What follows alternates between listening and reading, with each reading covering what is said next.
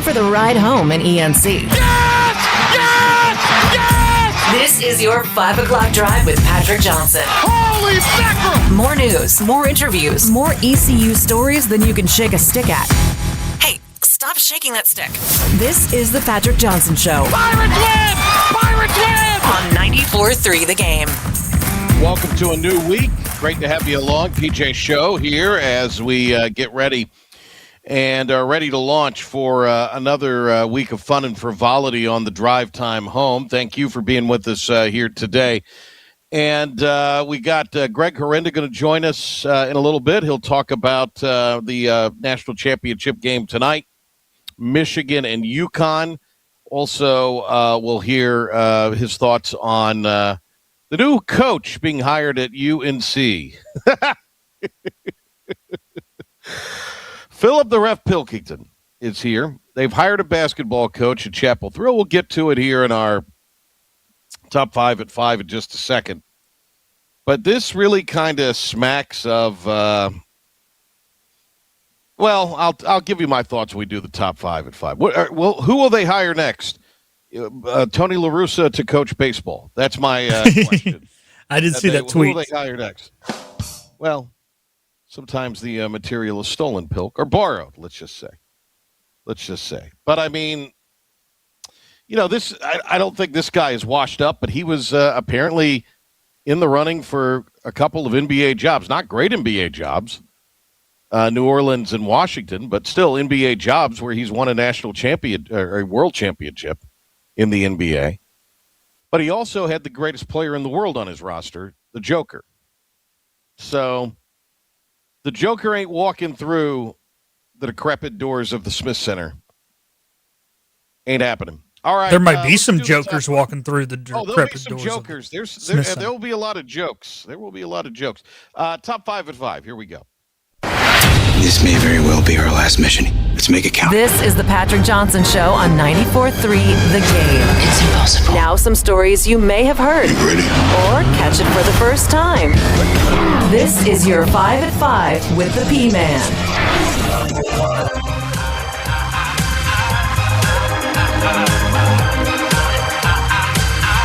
Number one.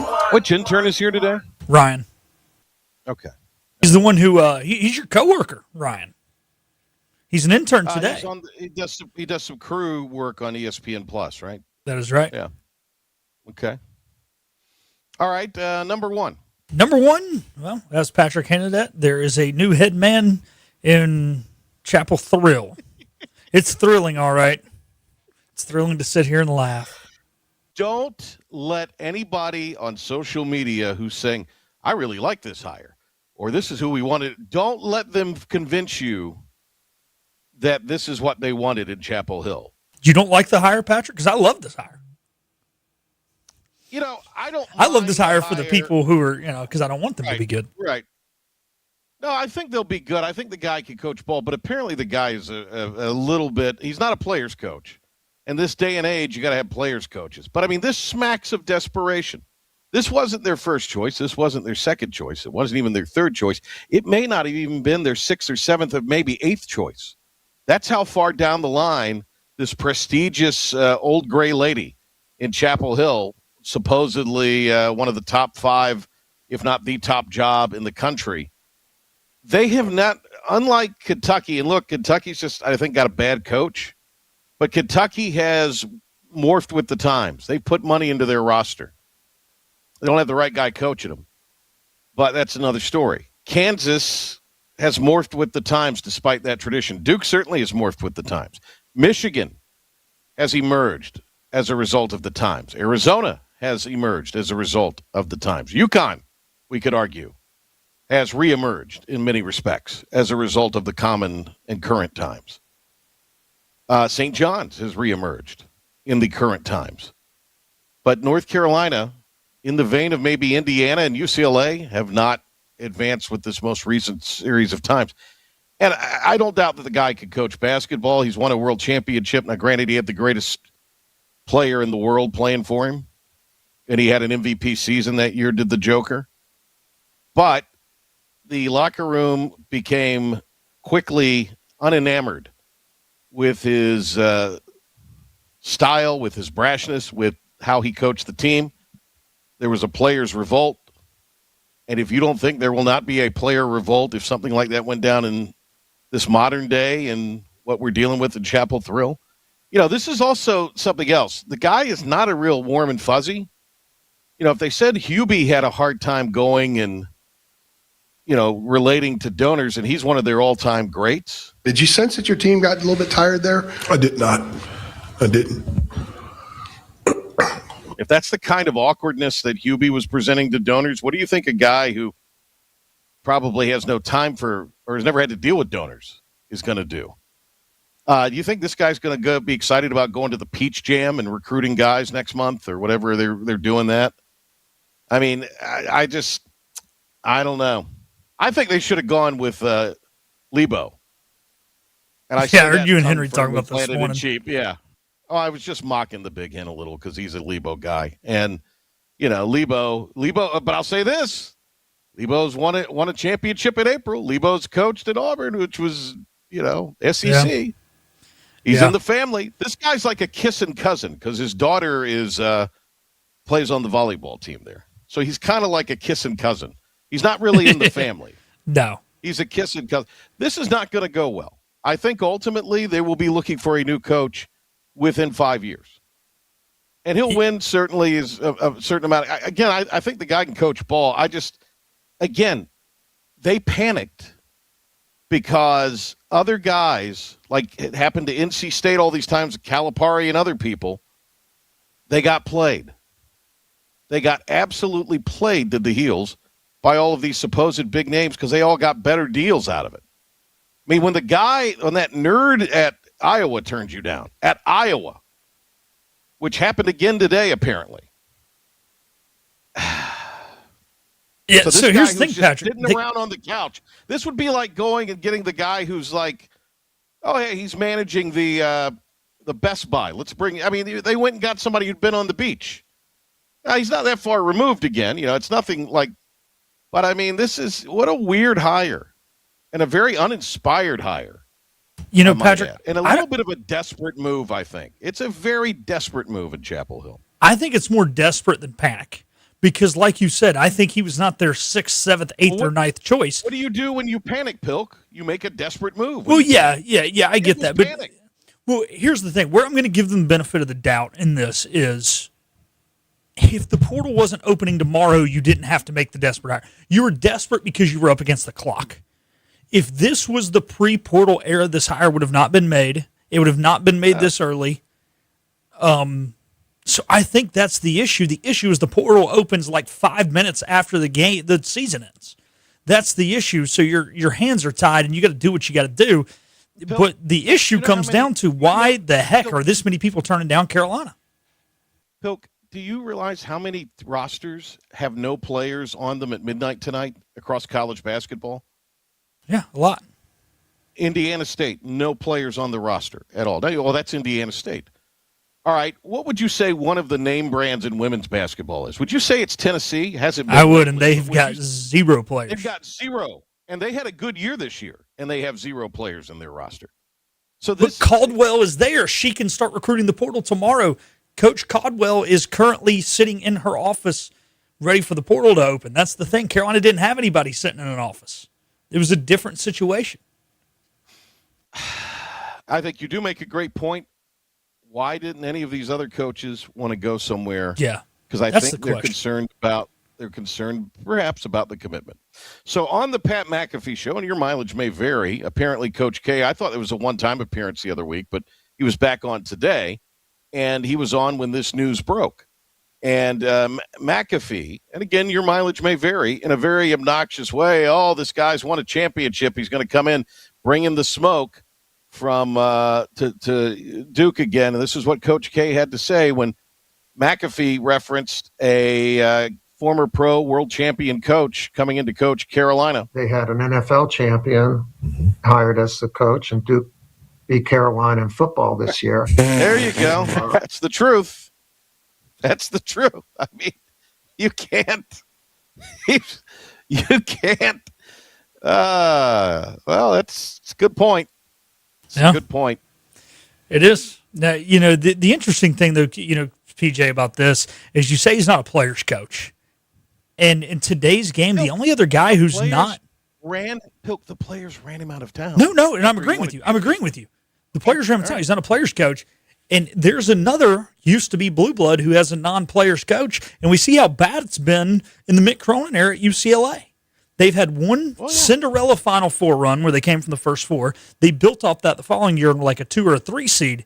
But the Cronin has not worked at UCLA to the level that UCLA's used to the level that Carolina wants to be. They're just another program, and I think this is a similar hire to Mick Cronin. UCLA has not been relevant in 40, 50 years. They won a championship 31 years ago. They won one. They won one championship, and it was more than a generation ago. And the only thing that championship brought us was Ed O'Bannon, who now, because of his lawsuit, has spiraled this whole thing out of control. So that's really all that UCLA championship has brought college athletics. It's in the same boat as Indiana. A once great power that may no longer be a power. I think it's fascinating all these people rejected this job at these places. When Tommy Lloyd said no, the panic crept in. Oh, yeah. Dusty May pulling out yesterday. And homeboy at the Bulls, give me his name again. Billy Donovan. Billy the Kid Donovan, who no longer slicks his hair back. It's quite a look he's going with. When Billy Donovan decided, I'm intrigued, but I'm going to wait until the end of the NBA season. But then again, you think about this. Why would he leave the NBA? Why would you leave that situation? Now, I'm not talking about his individual situation, Pilk. I'm talking about the actual NBA itself. Why would any of these guys at the NBA leave to come back to college? The only reason this happened is because this guy apparently was living in Chapel Hill because his daughter's on the volleyball team, and he had nothing else to do, and he may have been involved, according to some reports, in some lackluster NBA jobs, but that was a month away. So he took maybe a path of least resistance. And the I don't care what you say, they panicked. They got desperate, and they panicked. And that was the hire that they made. And he may do well. He may do very, very well. But I don't doubt he knows ball. But this is a really interesting, if not puzzling, desperate hire. Number 2. I'm funny. I think it's funny, actually. Trust me, I do too. I'm in hysterics over it. I laughed out loud. I LOL'd. I called somebody, and they thought they had hired Donovan. I said, no, and they couldn't believe it. Could not believe it. I just got a text that said, "Wow, Malone," and I was like, "Oh, well, I know what that is." Did you think it was post Malone? Maybe. Okay. I could see our guy Post Malone coaching a maybe basketball Karl team. Malone. Huh? Maybe Moses Jeff Malone. Could be. Well, he's dead. Oh yeah. All right. Number 2.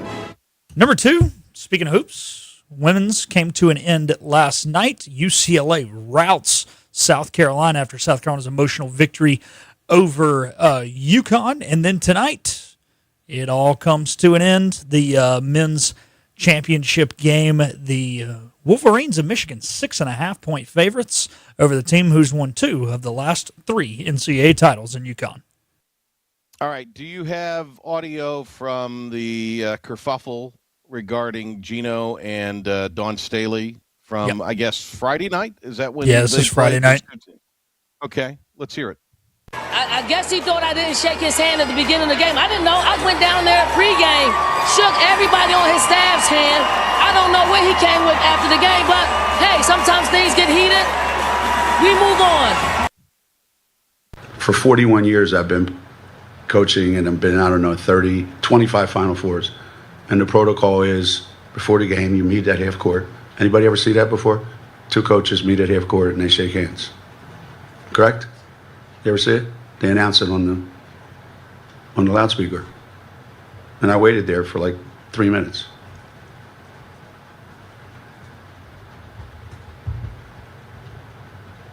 So it is what it is.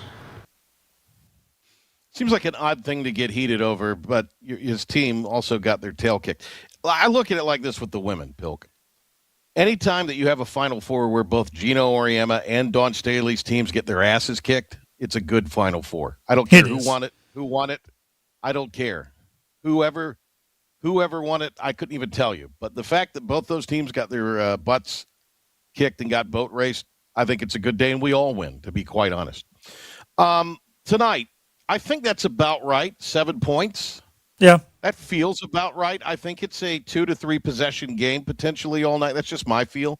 We're going to get Greg Herenda's thoughts on this coming up in a little bit.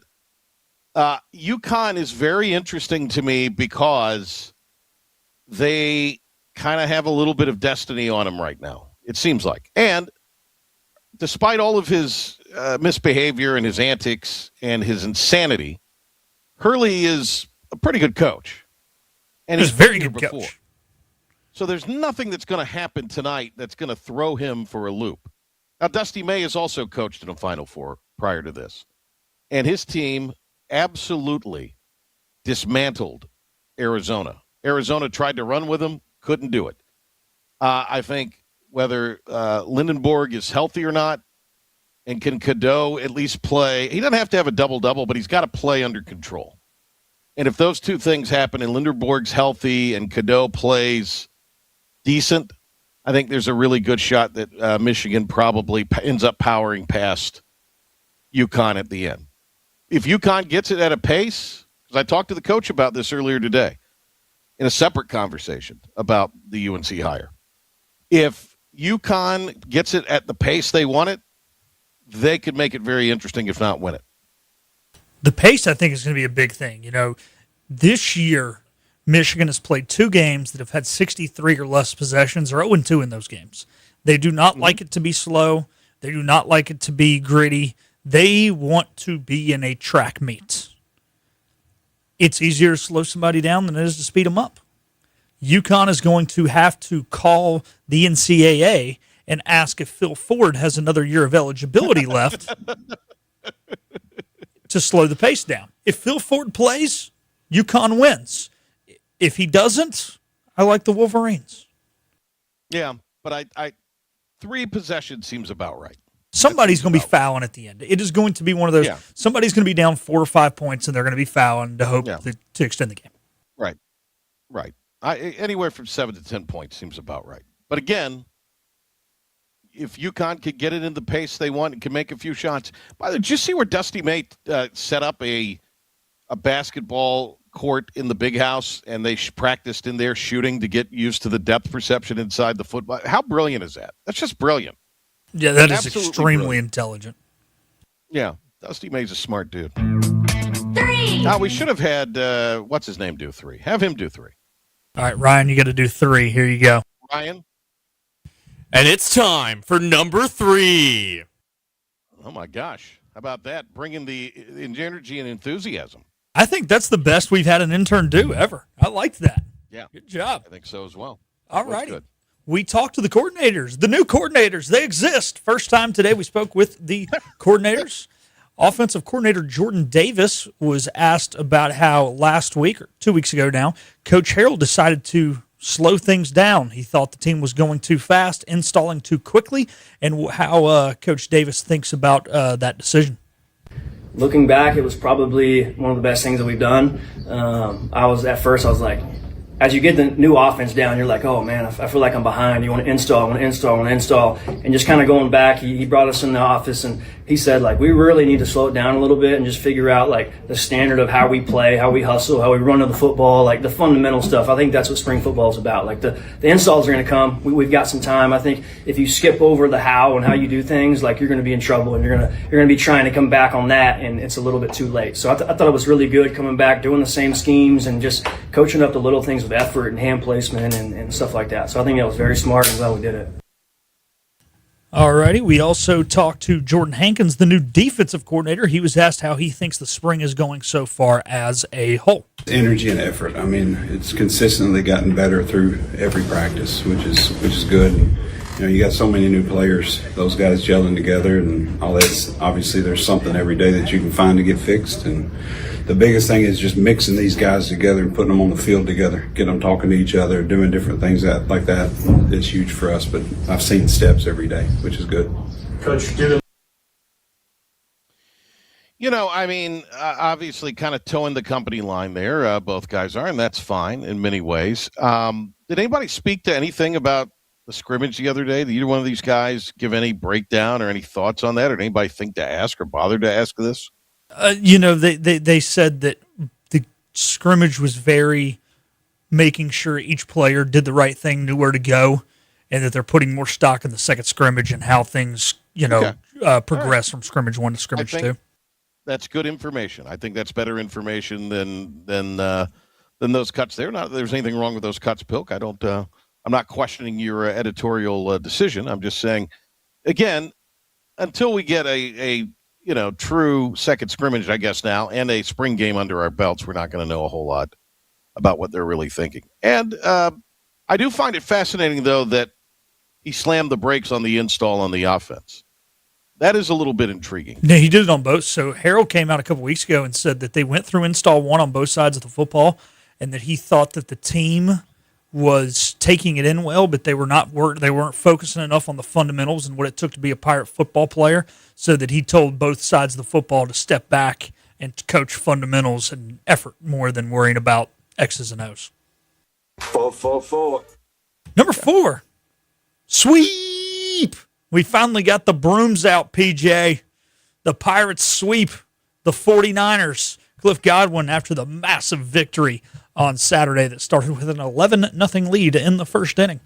Well, we needed it, short on the pitching side of things. And, we played really good defense in that first inning. It's forgotten because we put up 11 spot. But, they hit some balls hard, and we played some really good defense and got out of the inning.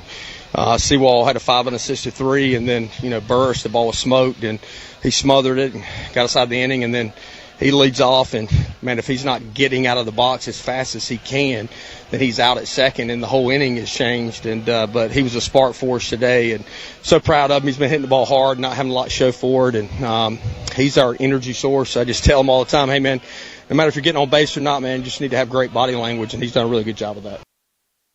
How about them Pirates, baby? All right, so Jake Lanahan, the player of the week in the conference, deservedly so. I don't think anybody had a better weekend than he did. Obviously, they did not, because he was the player of the week in the league.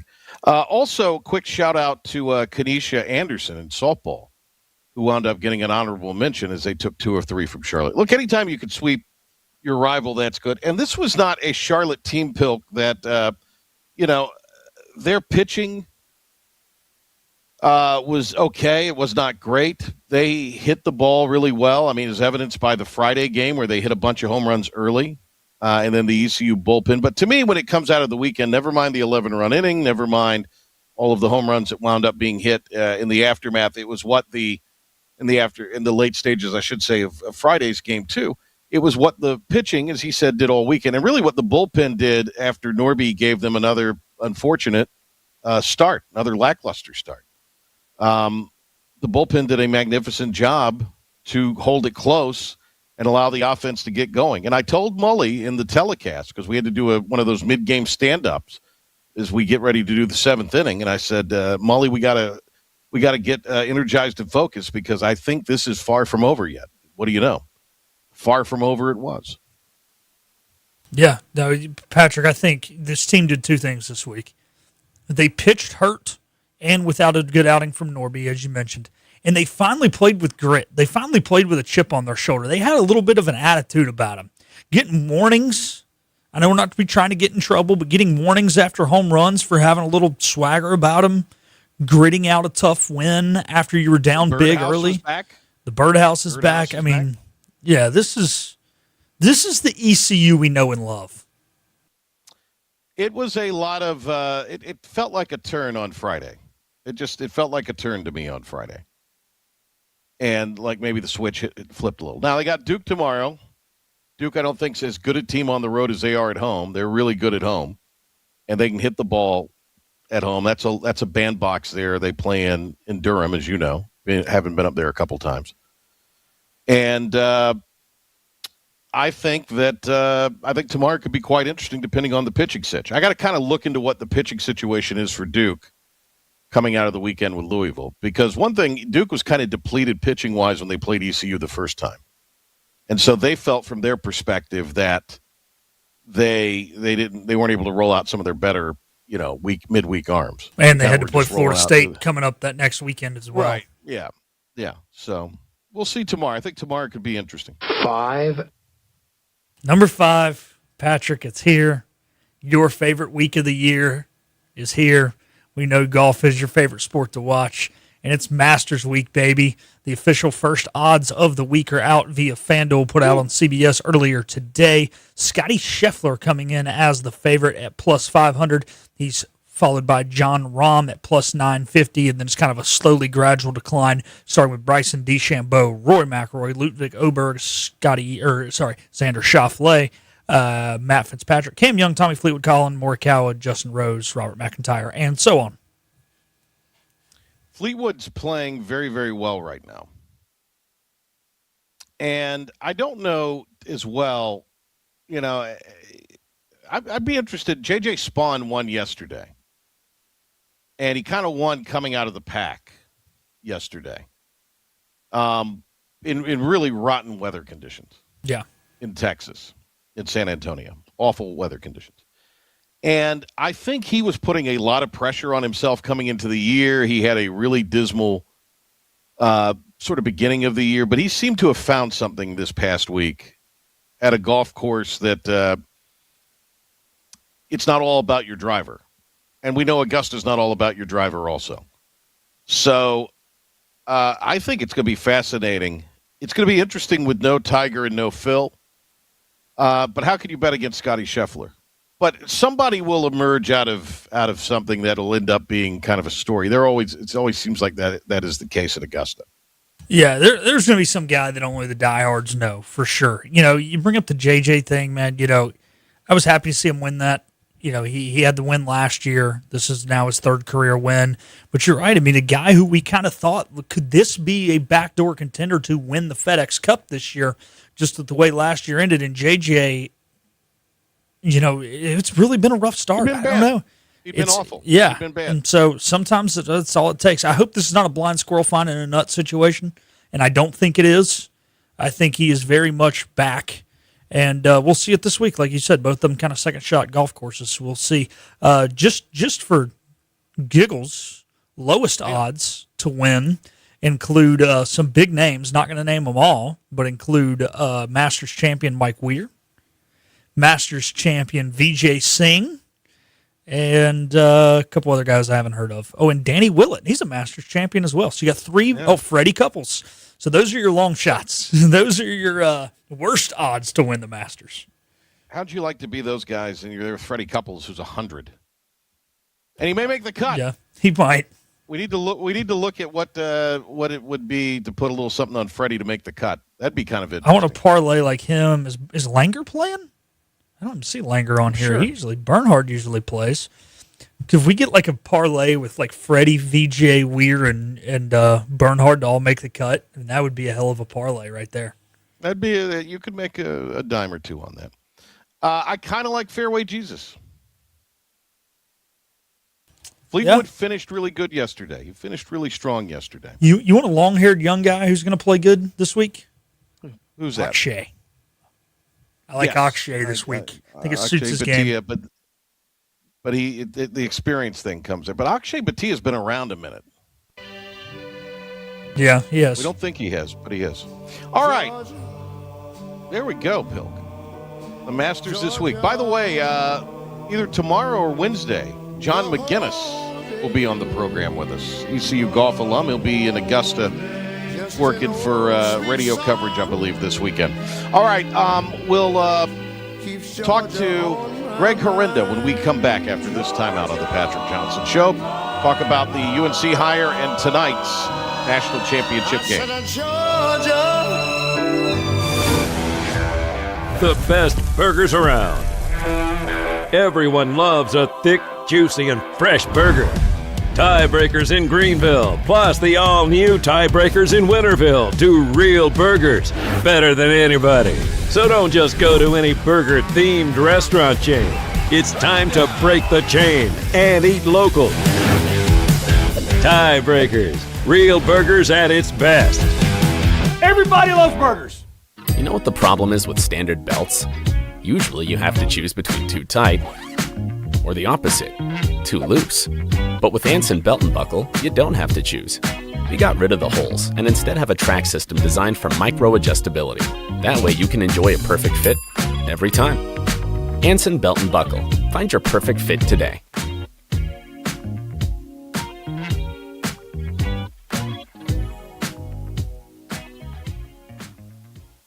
Healthwise Pharmacy rounds the bases with all of your infusion, retail, compounding, and medical equipment needs. Locally owned and operated by pharmacist Marcy Parker, Healthwise has grown to be your most trusted provider for infusion services. Currently providing in-home or on-site infusions in North Carolina, South Carolina, and Virginia.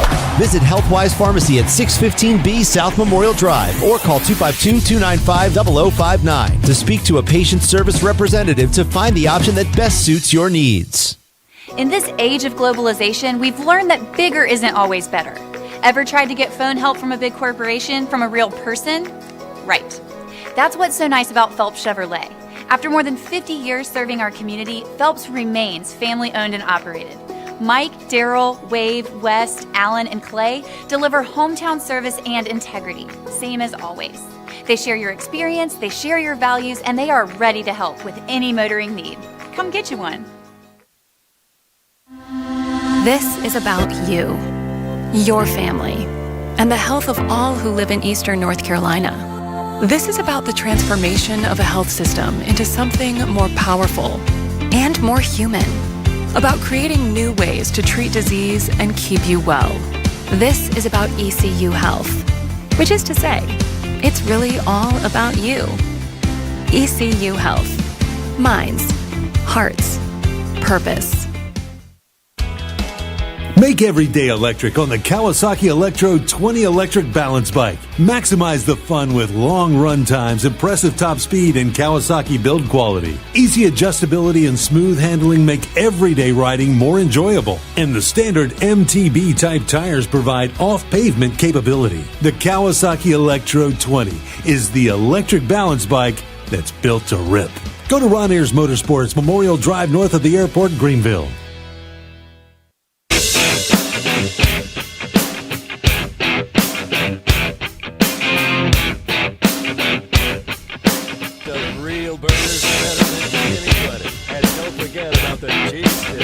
Salad and more.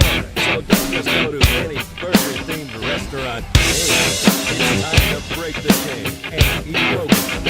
Tiebreakers, burgers, and sports at its best. Everybody loves tiebreakers. Same great team, fresh new name. Welcome to Paget Dental Partners, formerly Bowman, Paget, and Associates. The same trusted doctors, friendly faces, and exceptional care we know and love. Though we lost Dr. Bowman, the foundation he and Dr. Paget built together over the last 20 years remains strong. This transition to Paget Dental Partners reflects a meaningful continuation of the practice they created, guided by the same philosophy, the same standards, and the same commitment to their patients. Paget Dental Partners of Greenville look forward to seeing you smile. Back to the Patrick Johnson Show on 94.3 The Game. Welcome back. We got a jam-packed show, so let's get started. Deep breath. Here we go.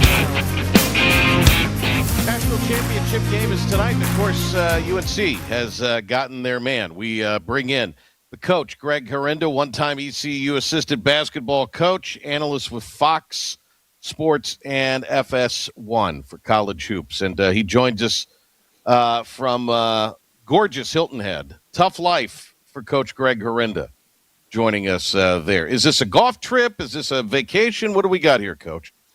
It's a combination of so many things. It's number one, it's my wife's spring break. She's a teacher. Okay.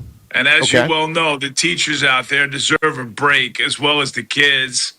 I just turned 65, so she surprised me with a trip down here, and it's just time to take a deep breath. I'm enjoying it, and it's a lot of fun. And tonight, got a great game. We got a new coach at Carolina, a good friend of mine, Mike Malone, otherwise known as Nike Malone, Patrick.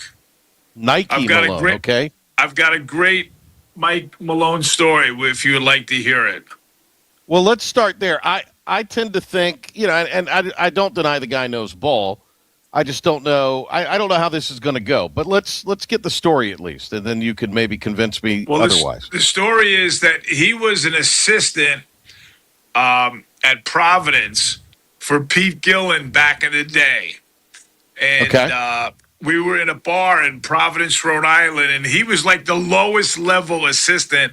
I think at that time I might have been an assistant at Holy Cross up in Worcester, Massachusetts. And he had on a black Nike top, sweatpants that said Nike, sneakers that said Nike. So instead of calling him Mike Malone, I started calling him Nike Malone. And to this day, whenever I call him or talk to him or see him, I call him Nike Malone. And he's a great, I tell you one thing, man, Carolina's got a winner. He's a great person, a great coach, someone that loves the game. He's got skin in the game. I believe his daughter plays volleyball there, so he's vested.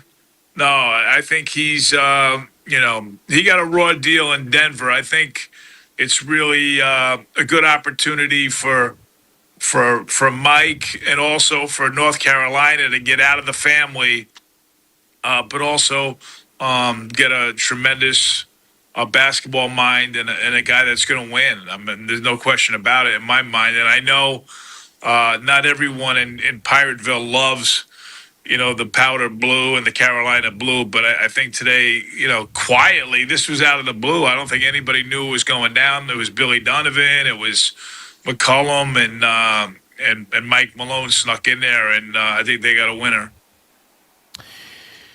Is there any concern? Because I guess there was some talk that he might be really heavily involved in the NBA cycle. He had kind of rehabbed himself a little in those circles by being part of, the studio crew for ESPN.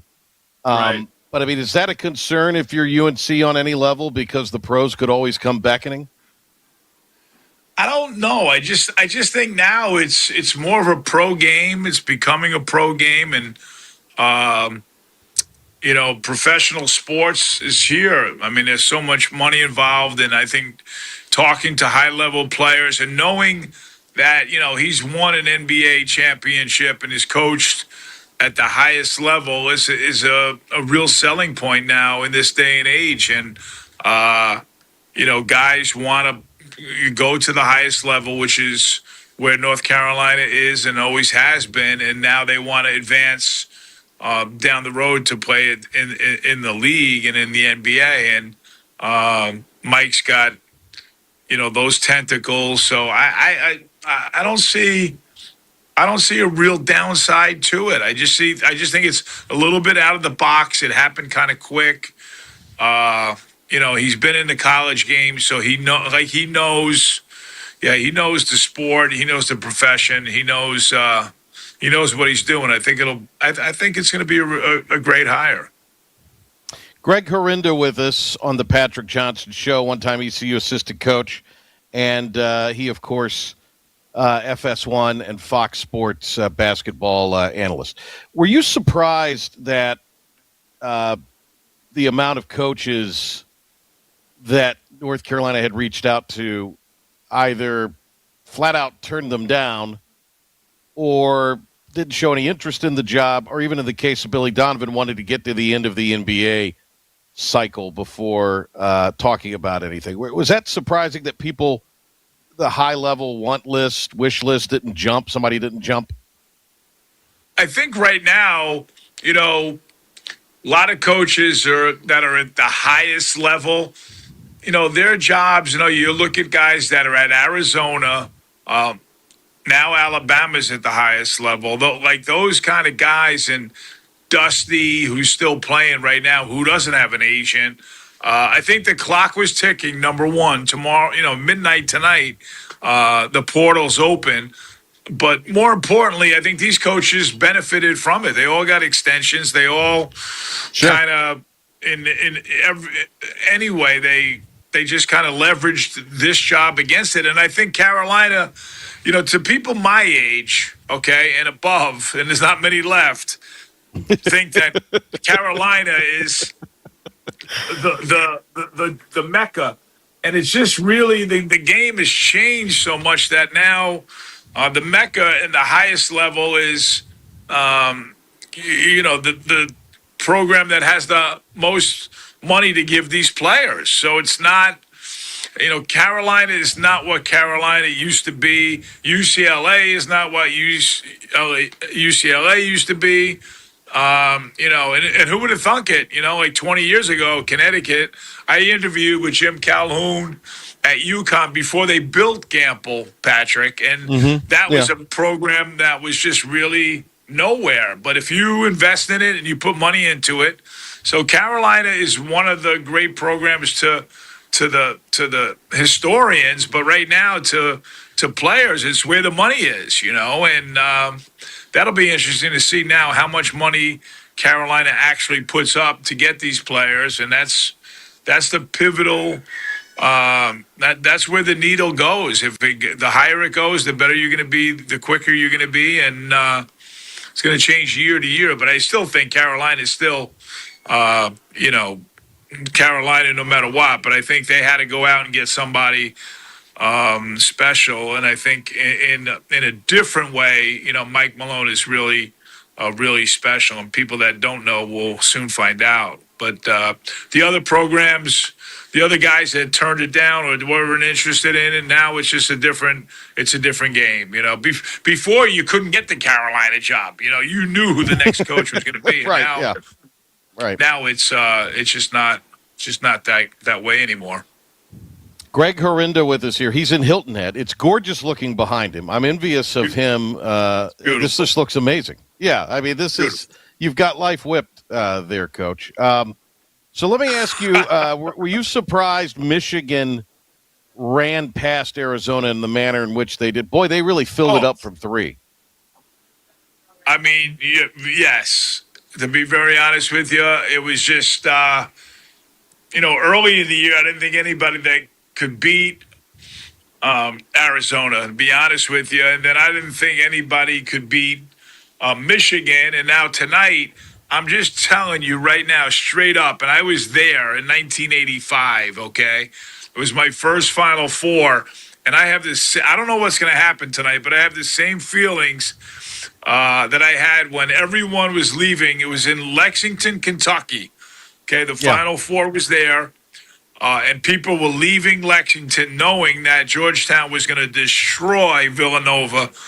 And that's the same feelings that I have today, Patrick. Everyone thinks that Michigan's just going to run through Connecticut and it's going to be an afterthought. And I just don't think that's going to be the case. Now, it very well could be, but I just don't. And I can't tell you that UConn's going to win the game, but I have the same feeling, bro. It's just a feeling that, you have a team that, Danny's group's going to have to play close to the perfect game to beat Dusty and the Wolverines. But it's just, like you said, Michigan was just awesome the other night, and clearly the best team out of the four. But, Monday night's always Monday night. It's It's gonna be a lot of fun to watch. I don't know. Again, I guess it depends on the health of Yaxel Linderborg. How hurt is he really? I don't know if Cadeau can be as special as he was against Arizona. Now, if Yaxel's healthy, if Cadeau plays relatively decent, Michigan's probably got a fantastic shot.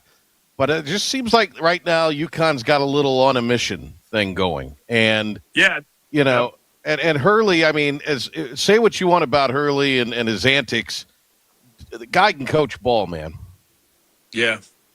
Well, he was brought up in it. And the one thing I'll say, because I coached Danny for 1 year at Seton Hall University. Yeah. But I went to his father's camp, and I know Danny since he was 10 years old. Now, and I know Bobby the same thing since he was like 12 years old, whatever the difference is. And when we were playing full court, Patrick, and you'll understand this, and all our basketball listeners, when you go up one side of the court, then kids shoot on the other side, and then when you come back down, they got to get out of the way. And we were constantly getting these kids off the court. Like, they were like literally maybe the first gym rats I've ever experienced. And that's who they are. And Danny will be a gym rat tonight, in the biggest stage because they're fighters.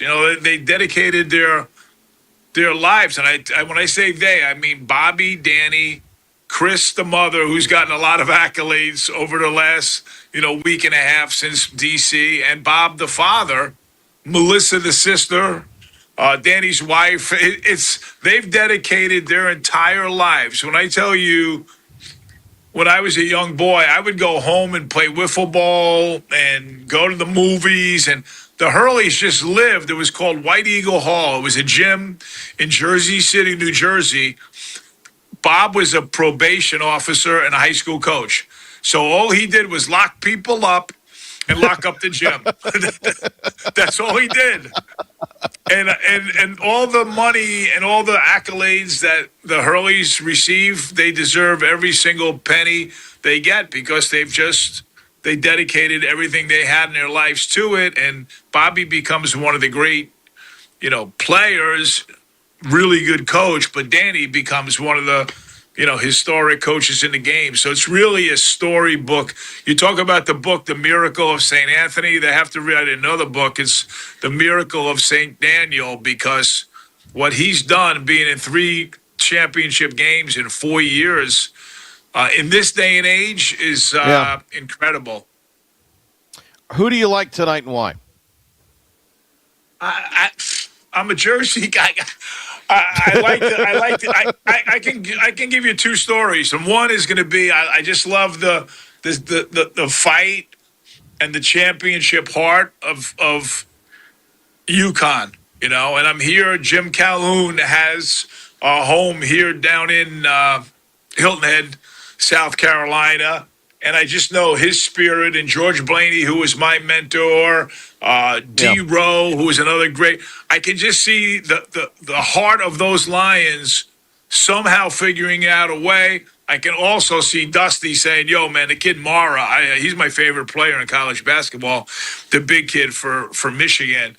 Cadeau is a Bergen Catholic kid. He went to high school up in the suburbs in New Jersey, so I can see Michigan easily winning the basketball game. But I'm going to just go on a limb and say, listen, it's 1985 again, and we've got the upset, and then the Hurleys deified, and it's over. So I'm going to pick the Huskies because just for what you said before, there's just a feel that they have no matter what.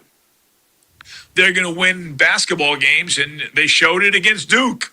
So people are discounting that win where – they were done, and I don't think they're done yet. And it'll be a great game. And I know Connecticut's going to fight, and I respect Michigan and Dusty Rhodes, but I'm hoping for the Huskies, and I'm just hoping for a great game for college basketball. All right. Enjoy it down there. You have tougher places. Your seats might be better than they were in that 85 Final Four tonight. So I don't know. Last thing, Patrick, real quick. You got a second? Yeah.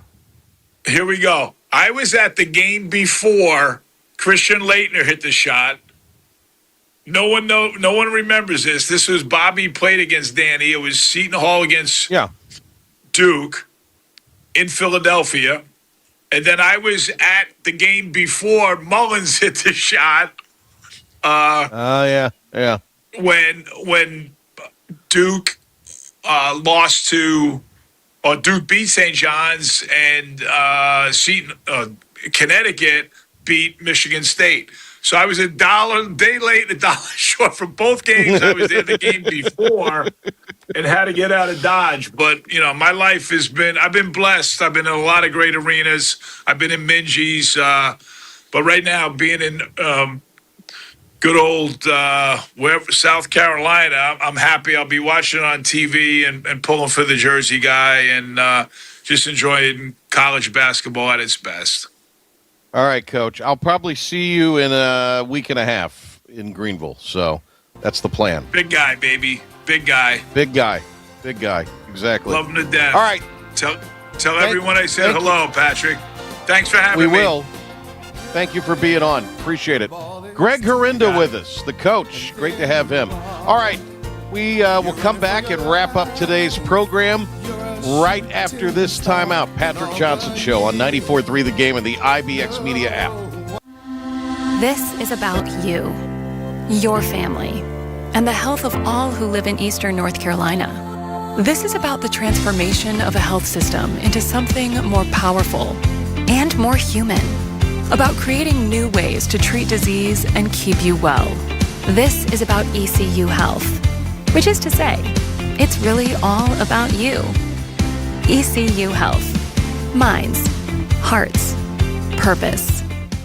You have a choice when you invest in insurance, and when you choose First State Insurance Advisors, you're working with people you can trust. Clark Stallings has deep ties in the community. His team, including Keaton Smith, Regina Asby, Phil Leyva, Max Joyner Jr., Max Joyner III, and Ginger Smith, provides knowledgeable and professional advice. First State Insurance Advisors is an independent insurance agency. They offer all types of personal insurance as well as various types for business. Call or email First State Insurance Advisors today. We want to be your trusted choice agency. Acre Station Meat Farm, along with Lane Angus Beef, bring you Farm to Fork Beef.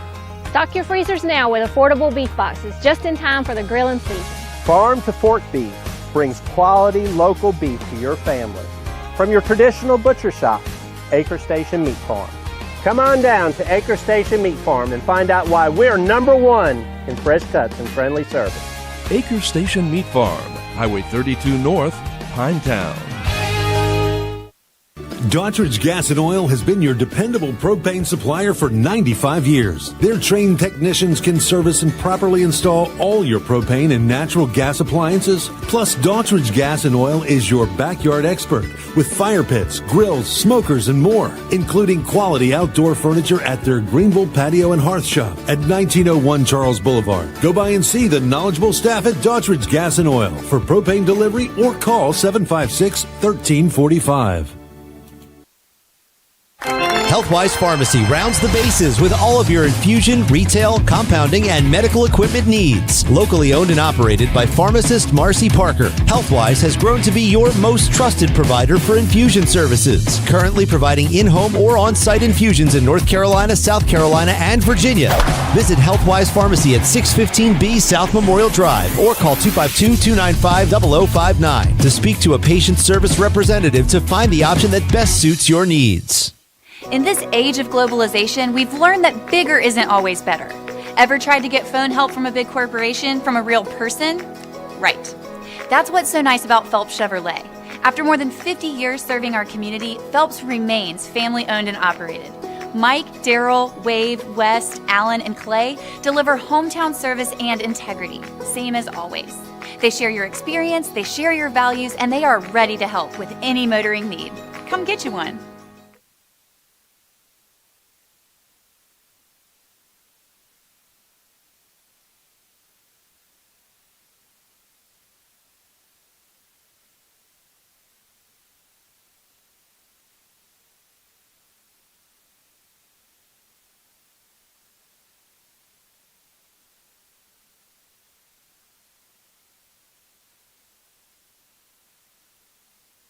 Guten Tag, this is mein Auto. Und this is meine key. And I only trust one place with meine key. Meine Key Car Care. They are so transparent with e-inspection, which shows photos of the problem and the fix. Meine Key is my favorite part of America. And my second favorite part? The cowboys and the horses. Remember, I only trust meine Key with meine Key. Your one-stop shop for total car care. At participating locations. Meine Key locations are independently owned and operated. And now, now, the stunning conclusion. Why is everyone screaming? On 94.3 The Game. All right. Look who you like tonight and why. I think I'm going to go Michigan. UConn's definitely got the experienced coach. But, right now I just think they're the better team. I think UConn's luck will run out. I think they're talented, but I don't think they're Michigan. I don't think they will be able to control the Michigan. Again, if Cadeau plays poorly, but if he plays, he doesn't have to do what he did the other night. If he just plays okay, he'll be fine. Yeah, he just can't. Because they got more talent. Yeah, he just can't blow the game away. Yeah, just got to go with the talent.